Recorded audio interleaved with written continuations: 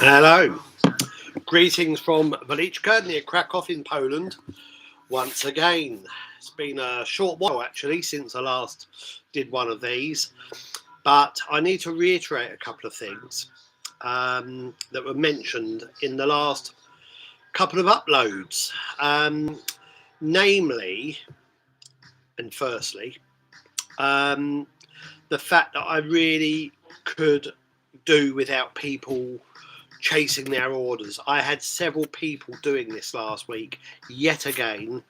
I appreciate it's frustrating waiting for an order to arrive, especially perhaps when one becomes aware of the fact this release is available elsewhere, which usually happens, you know.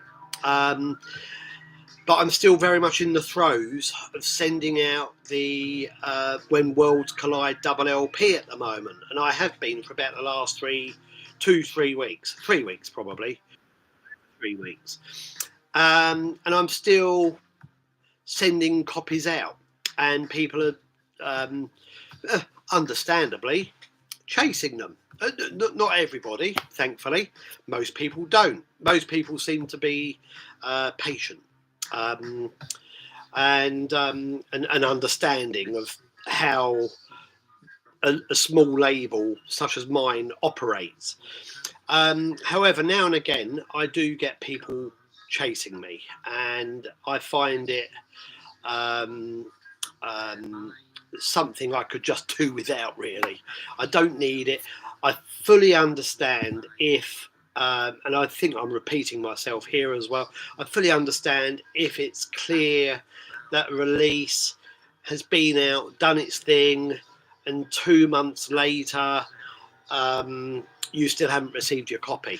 Then you're fully justified in asking where your order is. What happened to my record? You know, that's completely understandable. But while I'm still in the throes of processing orders, meaning packing and sending,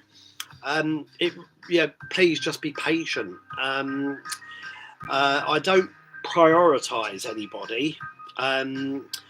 I've said this before, I kind of randomise the orders, really, just to be... I know some people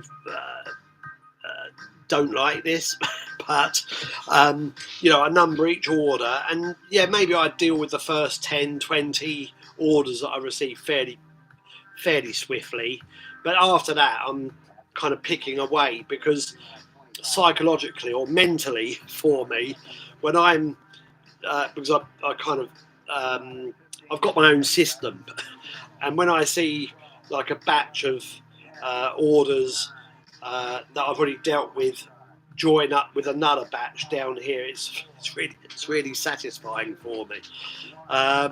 It's as simple as that. So I don't go through everything systematically. However, I do note things like, oh, this person's also ordered that CD, or this person is owed the Edward Ka-Spel sound postcard, or whatever. All of those details are amongst the information with the order.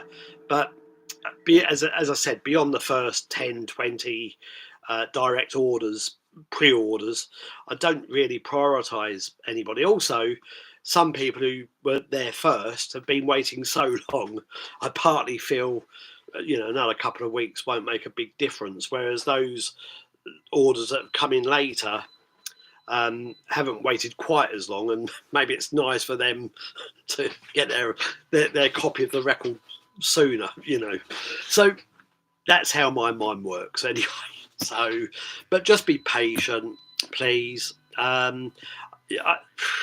You know, just asking where your order is, what's happened to it, only adds another layer to what I'm already doing. And I appreciate people writing to me directly. I've always been hands-on with all of that. It's partly what I'm about, partly what a label like mine is about. But if you're just simply writing to say, where's my order, you know, And very often people use reference numbers. I don't even use the order references. They're just generated automatically through the big cartel shop. That isn't how I log orders. I log orders using people's names and addresses, old school. So it's a simple.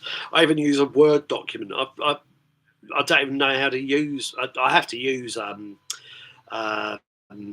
what's it called, Excel and whatever. But I'm just logging. I'm one step away from logging everything in a notebook with one of these. Remember them? Pen. So I'm just kind of upgraded from that system. So it's not high tech here. I've said before, I'm operating from a rusty old laptop that will probably die anytime soon. The speakers on it are absolutely shot to pieces. I can only listen to sound files sent to me on headphones. So when I'm working with artists, I even have to. I don't. I can listen to normal music, on the normal player during the day. So on my separate system, but it's not rigged up to my laptop. So I tend to listen to music that I've been sent on headphones in the evening. So I can't listen during the day. I'm multitasking. I'm doing things. So I prefer to listen to CDs and vinyl and sometimes the odd cassette. But I think the last time I tried playing a cassette, and I've got a few waiting to be reviewed at the moment, my player didn't work. So I think the cassette deck's gone as well. Everything's falling apart here, including me. So the laptop's old, rusty, shot speakers. I've said before, I haven't even got my own printer.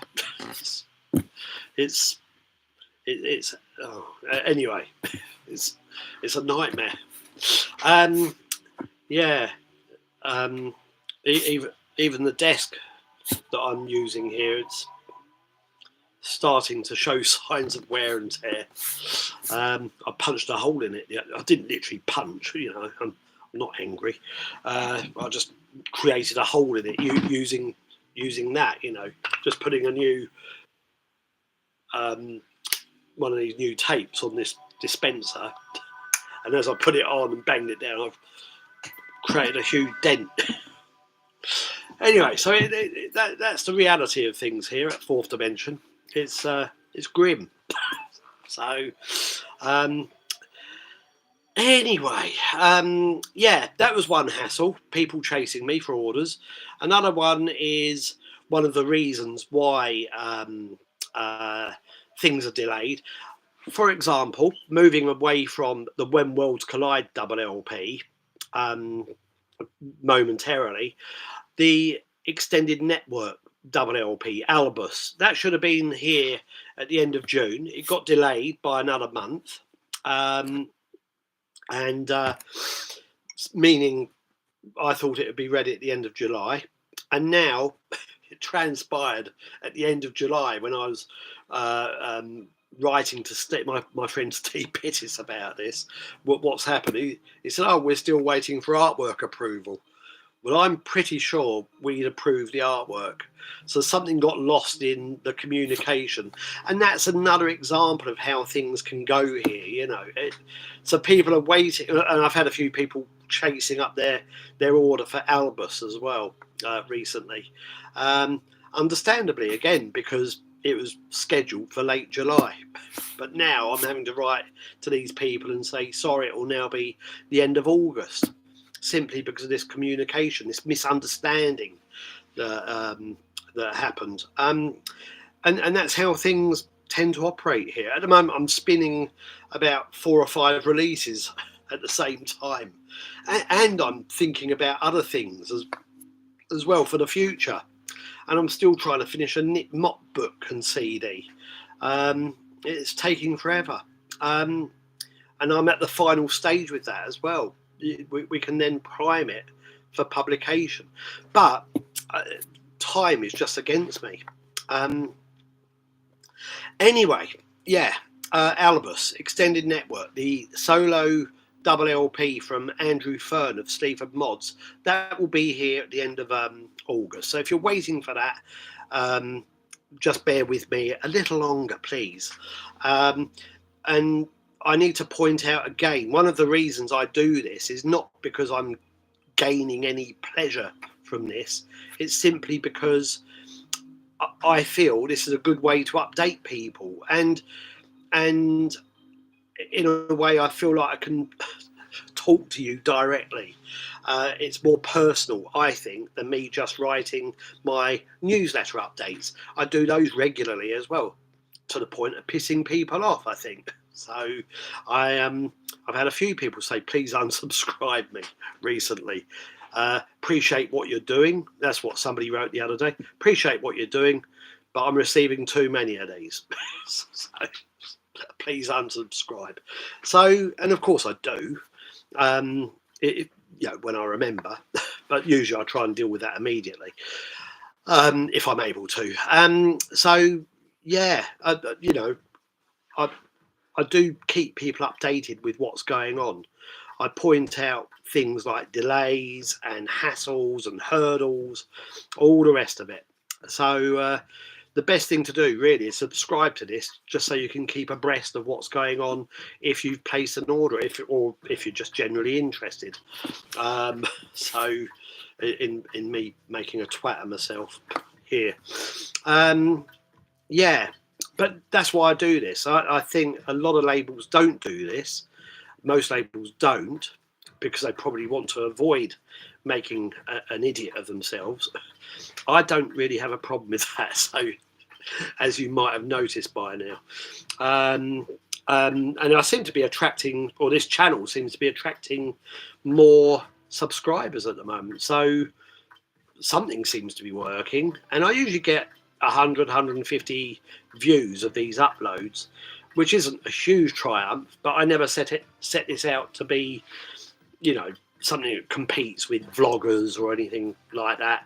That wasn't the intention. I'm just here really to promote what I'm doing, sometimes go off at tangents, talk about what other people are doing, sometimes have a chat with somebody that I'm working with or whose work I like, etc., etc. So I don't really have huge ambitions for this. I never have. If I get 100, 150 viewers, I'm kind of happy. Of course, it'd be nice if there were more, because the more there are, then I understand the algorithms kind of go in your favour. And yeah, I think I'm up to 326 subscribers at the moment. If it got to 500, I would find that very satisfying. It doesn't mean everybody's watching everything either, but because the label, what I do with the labels is also, I don't expect people to share my interest with every release. There's everything from full-on noise to improv to kind of psychedelic, noisy psychedelic rock, abstract electronics, and things like Andrew Fern's music, which is kind of more gentle, ambient, late night listening. So my tastes are even broader than that, but the labels are focused on those areas of music and infused with a little post-punk, for want of a better description. But that's the label's background. I think there's still an element of that in there, and in some of the music perhaps, or in the sensibilities. I've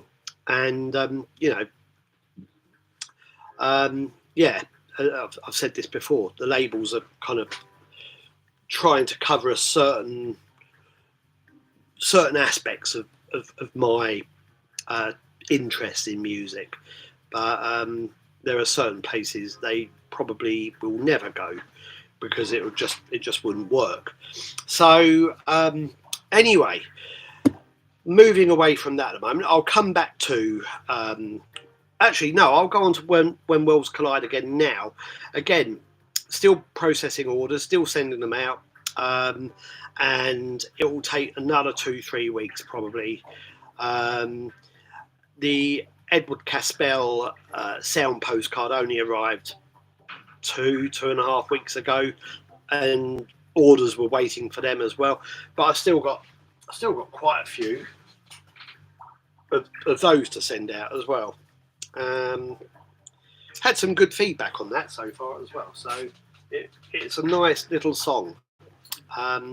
Anyway, so just bear with me, and I've still got 40 plus double LP compilations needing to be ordered, you know, that are unaccounted for. So by all means, order a copy. It's a really, really good album. You know, I've said this before. You can read all the information in the shop concerning it. Yeah, there's Sion Orgon, most exclusive tracks from Sion Orgon, Bass Communion, Final, Kleistwahr, Theme, Sinestra, Edward Ka-Spel, Band of Pain, this time as represented by Steve Petit, my friend, and Stephen Stapleton. So if you're a Nurse with Wound collector or a completist, you will probably need this. And there are only 500 of these albums as well.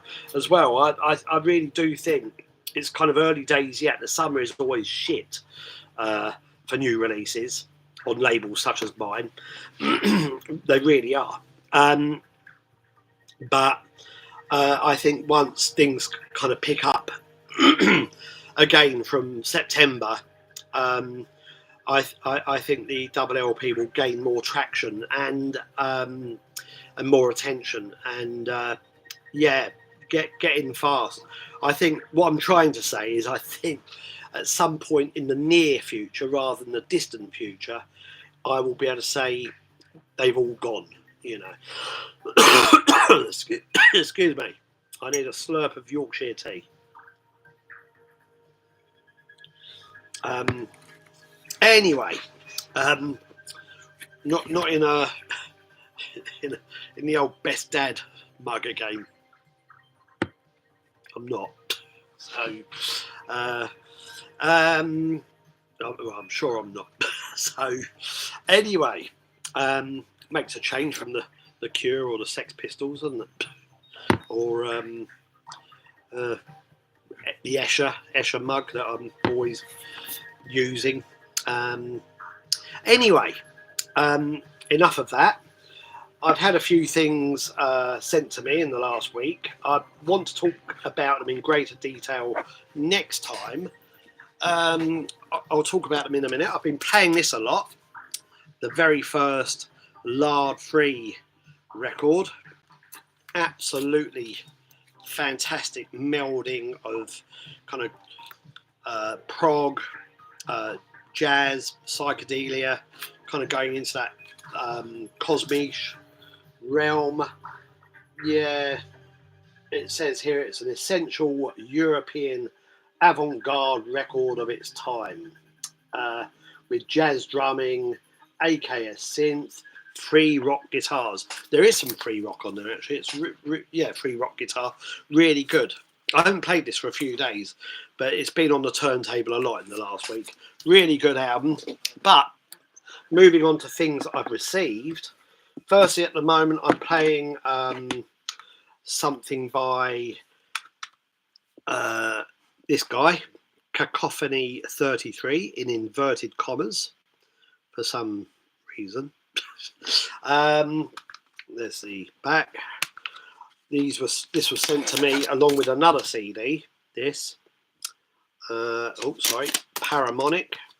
Put it up the right way. And these were sent to me last week, or I received them last week, from a guy called Kev Kettle, and he even sent me an old school letter. So it really does take me back to the old days when I used to receive many packages like this back in the 90s. Anyway, yeah, Kev Kettle, thanks for that. This is a musician who I understand has been operating since 1982, based in Lincoln. in the UK, which is where my ex-wife and my youngest son also live. My youngest son with his girlfriend. So I'm familiar with Lincoln. I do go there from time to time. I was even there in June, I think, just so I could see my youngest son. And anyway, thanks, Kev. I've played this a few times now. I won't do a proper review of it right now, but I can say it makes me think it's quite rudimentary in its use of organs and kind of primitive song structures. There are vocals on there, vaguely reminiscent, I think, of early legendary Pink Dots, but also who's that guy from Sundial? I've forgotten his name now. Gary Raymond. He had a label, London-based label called Colour, spelt the American way, not rather than the British way. So COLOR. Colour Records or Colour Sound, or I might be misremembering that. Gary Raymond. I might even have the name wrong. Anyway, he I know he was involved in Sundial, and that's a group I don't know much about. But on Colour, this label, he was putting out a lot of lo-fi kind of cassette culture, art pop, ambient, very crude ambient works, electronics, sometimes projects that would meld all of that stuff together. He had a project himself called Modern Art and Mystery Plane. I think that was a group. And this reminds me somewhat of that kind of world. And again, early legendary Pink Dots. I don't know when this was from. I say was from because I think it's old. I think it's an older release, and the same as this as well. Oh no, this is recent. Maybe this is as well. I can't see a year on there. No, can't see a year on there. Maybe it's from this year as well. So sorry for overlooking the details and not remembering what Kev wrote when I read the letter last week. I should have prepared better for now. I'll stick it on again though. You probably can't hear it, but yeah. Anyway, it's nice, and I haven't got to that one yet, so I'll talk more about that next time. I also received some CDs last week from my good friend Taras, a Ukrainian guy who's lived in Wrocław in Poland for a number of years now, for many years actually, and he sent me Philippe Petit, the Emperor Tomato Ketchup, which I think shares its name with an album by Stereolab, a group who I always thought I should like, because on paper, when people were gushing over them, I was thought, oh yeah, group set that is inspired by Noi and Can and Harmonia and all the rest of it. I thought, oh, that should be good. And no, there's something that just didn't stick with me about Stereolab, and there is a bubblegum aspect to their stuff as well. And I've really gone off. I mean, I was never heavily into it in the first place, but I've even sold my first Ramones albums. I just don't listen to them. I can't take them serious. I was never a huge Ramones fan anyway. But again, although I do quite like some Shangri-Las and 60s girl pop, that kind of bubblegum, the original bubblegum pop, Ronettes and stuff like that. And I do have a few things still. And that kind of Joe Meek stuff when it went into that territory, or even Phil Spector. But nah. Anyway, I'm talking about Stereolab and or referring to them, and not this. This is more, I suppose it goes into a kind of sound art direction. But if I remember, again, I haven't played this for a few days, and I must admit it didn't grab me immediately. I might not have been in the best headspace for it, because it's music you need to listen to intently. That's something I need to do, really, before I talk more about it. I don't like this. I don't even know what it refers to, the Emperor tomato ketchup. You can leave a comment if you know. I mean, yeah, if Stereolab have used it as well, it obviously refers to something, maybe literary, or I don't know. It's lost on me. It just sounds a bit naff to me, so to be honest. But the music itself, very obtuse, kind of guitar tones and picking at the beginning, and then it kind of builds up in something else. So, and again, sound art, electroacoustic kind of work. I do like some of Philippe Petit's work. He's even appeared on Lumberton Trading Company in collaboration with Cindy Talk as well on a 12-inch many years ago.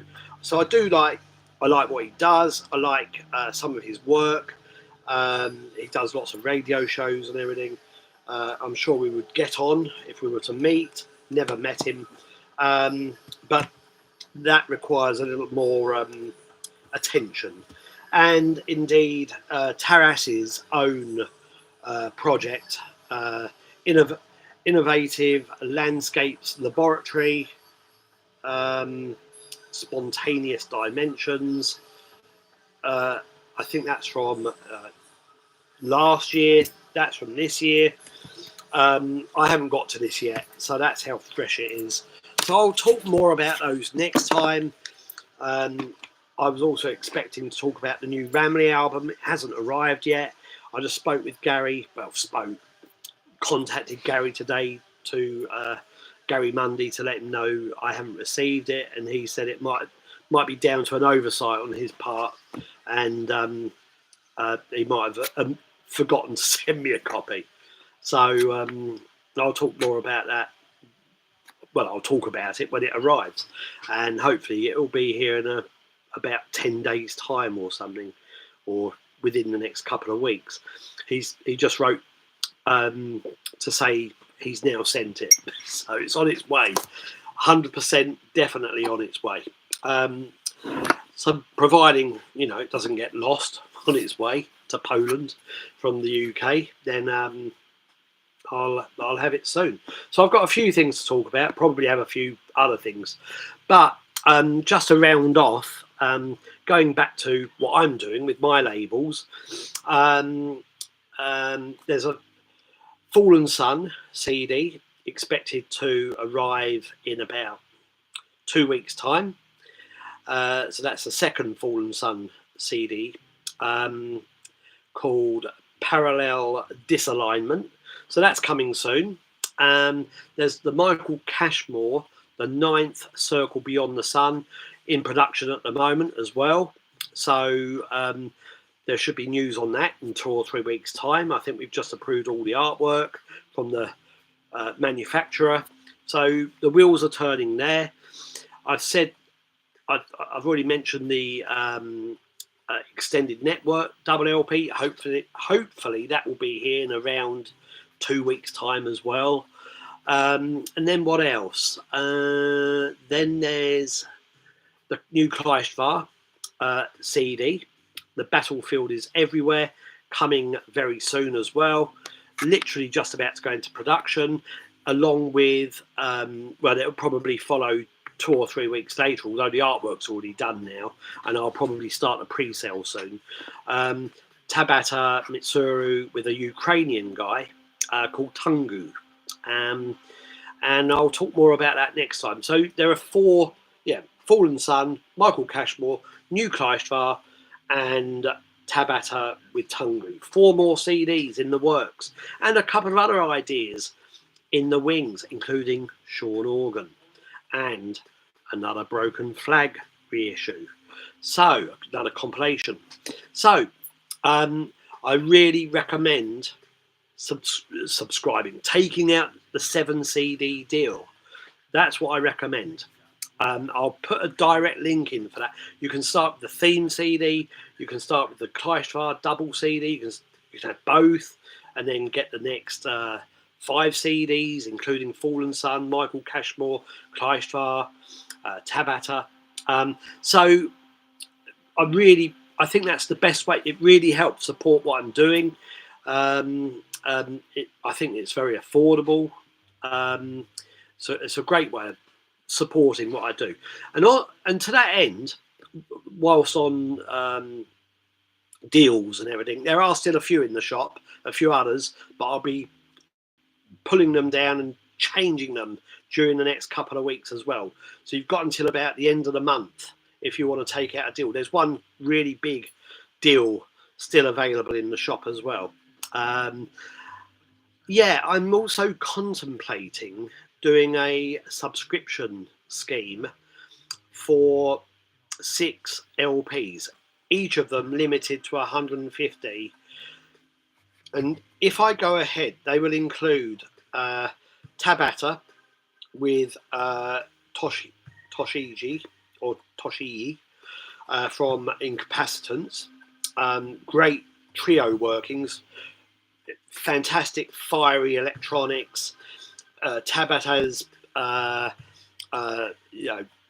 cosmos churning guitar and some wild drums in the background, improv, really good, kind of live. I think, it was a live recording from 2 weeks ago. Very impressive stuff. So if I do this series, it would include that. Ear App Ext would be another. Reverse Image would be another. And I've yet to decide on who the other 3 would. But if you're interested in a 6 LP subscription series, each of them limited to 150, and they will be bound somehow as being part of the set, only subtly, maybe there'll just be a subtle reference to the name of the series or something like that. Nothing too imposing.